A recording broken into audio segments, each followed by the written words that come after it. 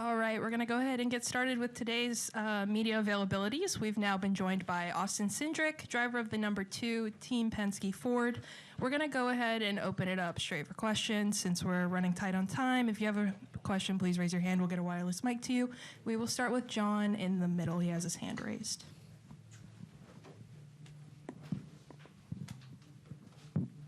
John Crane, NASCAR.com. Cindric, you're the defending winner here. What is it that Team Penske, what's the reason with these flat tracks that Team Penske excels at? What's the reasoning behind why they are so good at these tracks? Yeah, I could just give you my setup sheet if you'd like. I mean, I don't think it's just as easy as, the track's flat or not. I feel like I've seen a lot of that recently, but, obviously our guys have done really well. I feel like the one thing that really sticks out for me at a lot of the tracks you would think of when you talk about flat tracks is they're all very unique and very different from one another. There's not a whole lot of takeaways that we can leave here from St. Louis and go apply to maybe Phoenix or somewhere else other than maybe gathering some trends. But because the ends are so different, the loads are different, the demands from the drivetrain are different. It's kind of that way with a lot of those tracks, similar to New Hampshire. New Hampshire's a very different racetrack. There's nowhere else like it on the schedule. Richmond is very different from all of these types of racetracks. So as far as relating them and categorizing them, I guess my response would be that our team does a really good job at staying consistent regardless of the challenges of the racetrack. And I feel like that's where our team excels, is being able to apply those things with different challenges. We'll go to Dustin. Dustin Lomino, J-Ski. Austin, you entered 12 points above the cut line. Leaving here, how many points above do you feel like you need to be comfortable going into next weekend? I think anything under 20 is pretty nerve-wracking. I would describe our position as fairly neutral at the moment. 12 is better than 2. I got 10 more than I started with this time last week. But, definitely nothing's really guaranteed. Even with 20, nothing's really guaranteed, especially with as many unknowns as there are with Bristol and with what's unexpected coming into next week. Additional questions? We'll go to the back in the middle.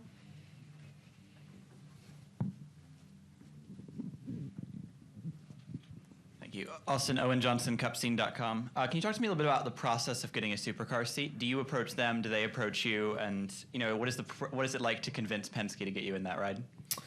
Yeah, I think I could probably take it down 2 pathways. I think one, it's been about 10 years since I've been down to Australia to go race, and there's a certain point in time in my career that it was a legitimate consideration to go race full time. Whether if it be in Super 2 or something else, or obviously they've done a great job with that series in producing great drivers. So as a younger driver, something I really looked at pretty heavily.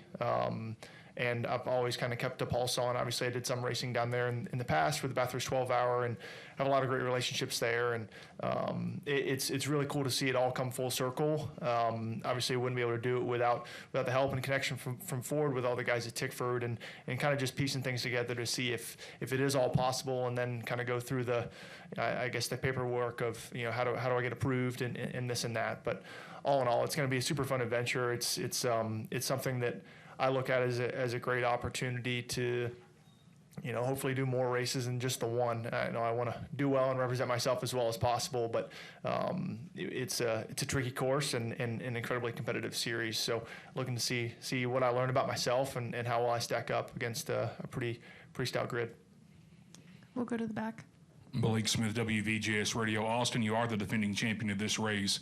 It has to give you a little extra pep in your step heading to this race this weekend, knowing you won the last one here, and it's now in the playoffs in 2025. It's definitely been a good track for our team, and I think anytime you can come with a good notebook to lean on, it kind of takes some of the stress off of maybe other things. But cars in competition continue to evolve, so definitely can't be comfortable with the performance we've had here. I think going into this race, I think the big shift to the Iowa tire is definitely something we've had to take into consideration and try and understand how do we kind of adapt where we've been here the last couple of years to that level of stagger. So should be an interesting day. Should be able to learn a lot, but overall it's been good, and I think we have a good advantage with the Ford powertrain at this racetrack compared to others. So I'm excited to see what we got today. Thank you. Good luck this weekend. Thank you. And we will come up to the front.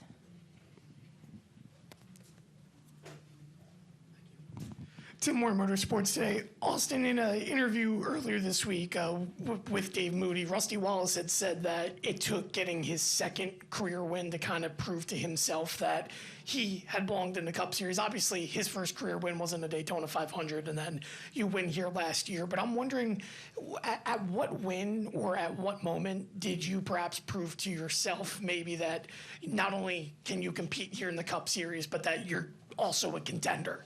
I'd say the next one, whatever the next one is. You know, you're only as good as your last race, and you know, I'm chronically never satisfied with a whole lot else other than winning. You know, and you know, even races where you think I'd be excited after a finish, if I feel like there's still meat left on the bone, I'm usually not. So the expectation for myself and my team is typically high. So really not ever satisfied or comfortable with anything other than success, which often leaves me frustrated and, you know, confused and wanting more. But no, it's definitely a difficult thing, and I feel like this being my fourth year in the series, definitely understanding where I'm at and respect level throughout the field, and understanding how difficult it really is to expect that and to try and just go out and win races like this. Yeah, it's a tough series, but it makes it that much more satisfying to do it. Any additional questions for Austin? We'll go to Jeff and then Dustin.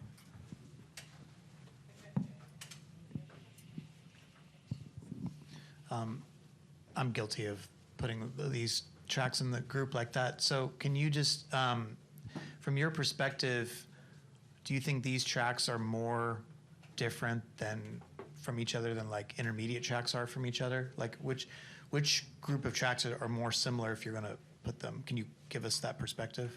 Well, I think to kind of compound on top of my previous comments, you know, we have the intermediate aero package at this racetrack, whereas, you know, most short tracks, we don't. So I feel like that just further separates the two. But yeah, I would say from a driver input standpoint and also your priorities throughout the lap, from what I want out of my car, yeah, I think changes a good bit more than maybe from I don't know, like a Charlotte to a Homestead. You know, you're still looking at the same aero platform. You're still looking, you know, typically running the same tire, whereas we're kind of all over the place on tires and on aero packages depending on the racetracks. So you would caution us then from taking too much from the results of this race and looking ahead to Phoenix? I wouldn't say yes or no. I think building race-winning capable race cars is a hard thing to do in the series, and if we're able to do it one place, there's nothing that says we can't do it in another. Go ahead, Dustin. Dustin Long, NBC Sports. What's the biggest challenge for you at this track? The caution that I don't know is going to happen in the middle of stage 2 or stage 3. I think, obviously, that's not necessarily in my control, but the strategy for this race is going to be probably as challenging as a road course in the playoffs because of how important track position is going to be, how tight the field's going to be. You know, qualifying today will be exceptionally important to give yourself options. Pit road is exceptionally challenging to navigate. But as this racetrack widens out, there begins to be a lot of other options with the car, like what gear do you want to run for certain corners. You know, typically you're kind of questioning those things most racetracks, where here that's kind of all over the place depending on what lane you're running, what your priorities are, how your car's driving. So on top of that, there's not too many ovals where you're really threshold braking like you are into turn 1. So it's a pretty unique place and definitely presents a lot of challenges. So does all those other things keep you busy, or how focused, or how aware of the strategy throughout the race, or do you want to be a part of that, or is that just that's the team's job? I definitely look at it as the team's job. Typically, I will have an opinion, and I will only share it if it's asked. So this race will probably be another one of those occasions. But I mean, even last year, running full fuel runs, pitting similar to a road course right when the window opens, just so you have the track position. I mean, 40 lap tire advantage is not meaning a ton. So, but like I said, there's also a different tire this weekend. So should be interesting to see how it all kind of plays out. But I think could easily influence the end result of the race just with one caution at the right time. We'll go to Lee. Thanks, Dustin. Lee Spencer, Sirius XM NASCAR Radio and CatchFence.com. You talk about tires and how they can be a game changer.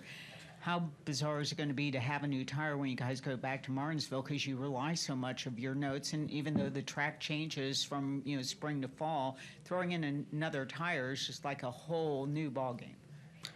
Yeah, I mean, the same could be said about Bristol next week. So your guess is as good as mine right now. I mean, I can't say that I've thought too far ahead to Martinsville. I can't even say that I've let myself think about Bristol past the fact that it sounds scary. So from a playoff standpoint. So, but yeah, you rarely, at least in my experience in the Cup Series, I mean, first year being the first year of the next gen car, rarely have had an opportunity to have a notebook to go, okay, we do this at this racetrack. This has worked well. Let's go do it again. Rarely do we get to do that anymore. Even when I sit here and talk about, hey, we have got a great notebook to rely on for St. Louis, it's, but we're now on a different tire. So are we throwing it out the window? We don't know.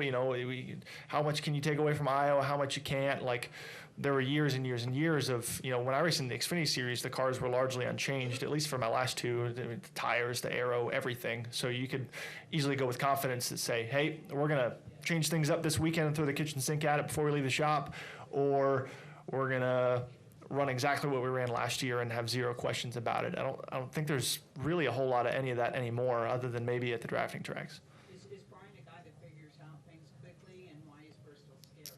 Well, I think our team does a great job at figuring out things quickly. But Brian's definitely done a great job at that. I think our team of engineers are really good at looking at a lot of the facts and separating out what's important, what causes change, what's not. I mean, that's the difficulty in their jobs most weeks, is not just building the setup, but also, okay, we have all this information from other races. How do we relate it to that?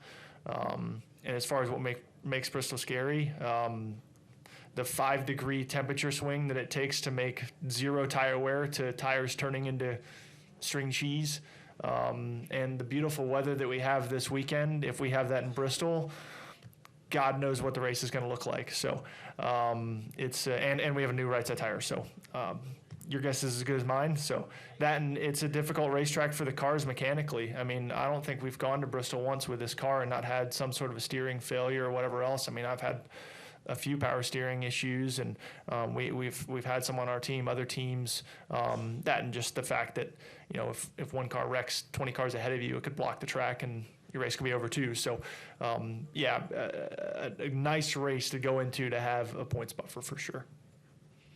We have time for one final question, if anybody has one. All right. Thanks, Austin, for joining us, and good luck this Cool. weekend. Thank you all.